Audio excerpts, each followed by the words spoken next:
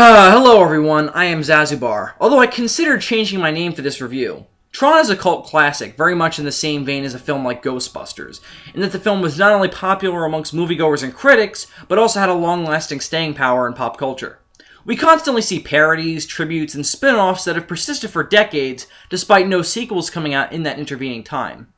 But now that we have a sequel to Tron with Tron Legacy, the original still remains popular despite varying opinions on the sequel's quality. More on that dispute on the next episode of ZGC Monthly Reviews.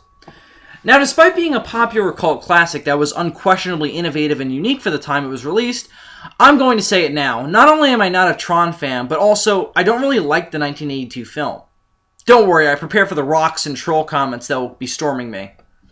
But no, all kidding aside, don't worry for those of you who do like this movie or consider yourself Tron fans. I don't think you guys are below me in any way and mean to maintain the utmost respect in this review. That's why I'm going to try and review this film as objectively as possible and try to logically explain why I don't really like it. But first of all, let me talk about what I do like. I don't hate this movie or anything, so I actually have a few significant positive things to say about Tron. For one, the visuals are absolutely breathtaking and downright gorgeous for the time. That's one aspect of Tron that I cannot deny.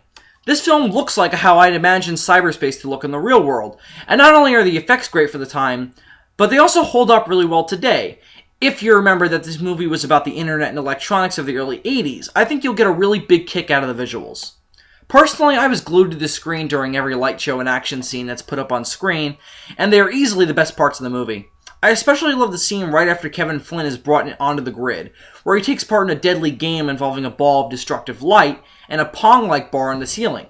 That's awesome and a lot of fun to watch. Another positive is the awesomeness that is Jeff Bridges, in Tron playing electronic designer and hacker Kevin Flynn.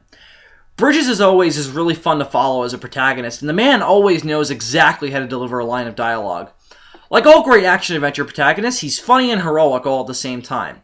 However, I got no other vibe out of him than that. He's a 13-year-old trapped in a 30-year-old body, which I like, but nothing's really done with that.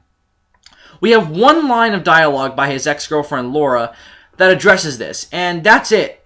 Granted, the film makes the attempt at having him sorta grow up by the film's end, with him becoming the head of NCOM after proving that his antithesis, a man named Ed Dillinger, stole video games ideas from him, which I like. But to me, the ending was really quick and out of nowhere, so it left me kind of empty, which leads me into this. Tron just tends to flow like an actual video game from one action set piece to another, with only minimal exposition serving to advance the plot and tell us why things are happening.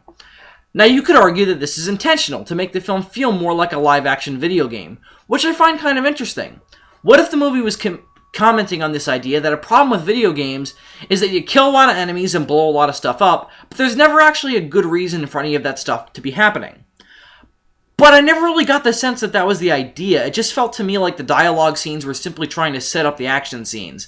But the fact that these sorts of ideas are hinted at only adds to the disappointment when the film doesn't do anything with them. At this point, I know what you're all saying if you haven't already turned off this video by now.